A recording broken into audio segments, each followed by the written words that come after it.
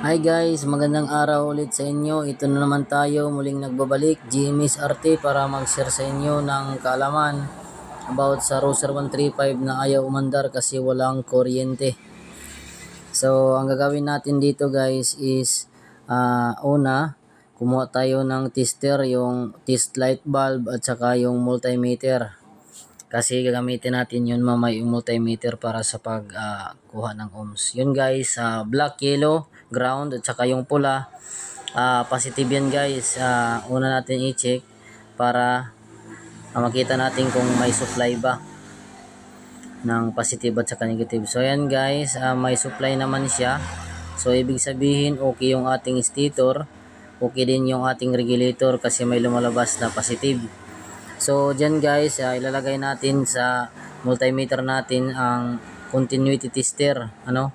Yung sa continuity tester, yung negative, yung itim, ilagay natin sa black yellow ng ating motor na wire. Tapos itong red naman ng multimeter, lagay natin sa white red. And guys, white red yan kasi yan yung positive ng ating pulser. So 166, okay yun guys. Ibig sabihin okay yung ating pulser. So napagpasyahan ko dito guys na i-drain yung langis kasi tatanggalin natin yung side cover niya para makita natin yung reluctor ng kanyang flywheel. Kasi i-modify natin yung reluctor length niya. Tatabasan natin yon gamit ang sander.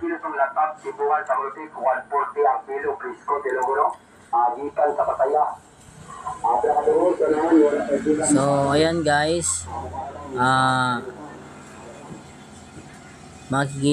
ipapakita natin sa inyo ang reluctor na sinasabi ko. So ayan, yan yung reluctor length niya guys. Medyo may putol siya sa bandang itaas. Kukunin natin yan pataas, yan guys. Tapos yan lang yung ititira natin sa ibaba. So ayan guys, dyan yung time na yan, kabit ako ng CDI na 4-pin. Winiring ko na kaagad para makita muna natin kung may kuryente ba, kung malakas na bang kuryente bago natin tatapyasan or tatabasan yung ating reluctor length. So ayan guys, malakas naman yung kanyang kuryente. So ibig sabihin tama talaga yung troubleshooting natin na kailangan nating palitan yung ating CDI kasi mahina ang kuryente. So ayan na guys, tatabasan na natin gamit ng sander. Dapat guys, maingat tayong magtabas nito, baka natin yung sa crankcase niya guys. So yan lang yung ititira natin at yung mga dumi na yan, bubugahan natin yan ng hangin mamaya para malinis siya. Tapos i-change oil na rin natin para sure na sure. So ayan guys, ibalik na natin yung starter gear niya at saka yung mga maliliit na gear na konektado sa starter gear papunta sa ating starter motor. So yan na guys, lalagyan na natin siya ng liquid gasket maker.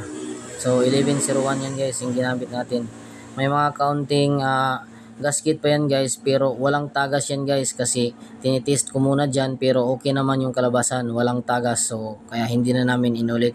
Okay naman yung pagkakasilyo kumbaga ng ating gasket maker. So ibalik na natin yung mga tornilyo, higpitan na natin yung drain plug din sa oil niya. Ilagay na natin para maisali na rin natin yung kanyang Castrol oil na active.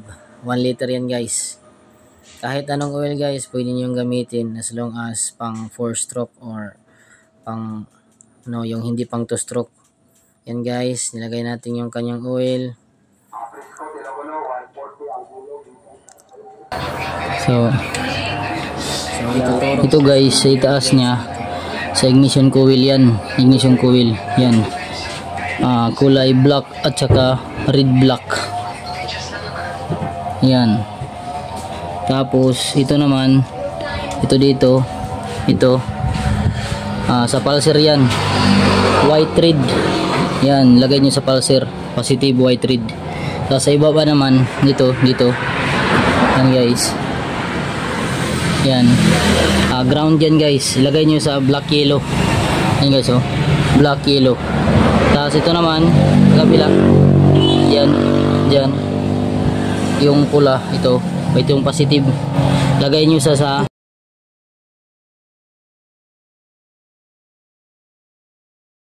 dito sa grid. Ayan guys, grid. Yan, grid. So ayan, okay. Tapos sa tanga.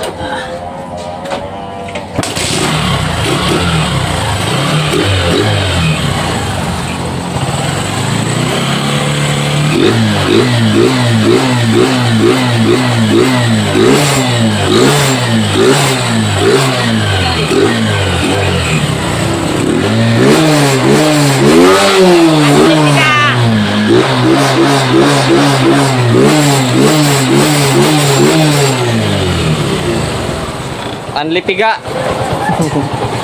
Tuki budget. Okay na guys. Yan na.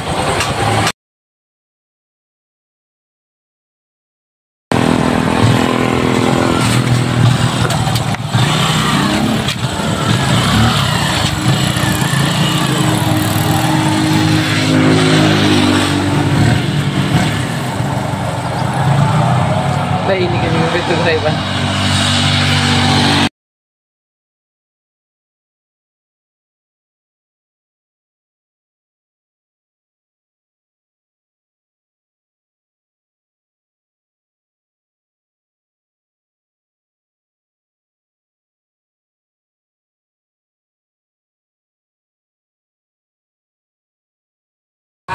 Flat? Okay ra man na, important. Okay ra makina. Okay ra. Yes, thank you God. Nah, betul kira. Sige, sige, sige. Dikit do.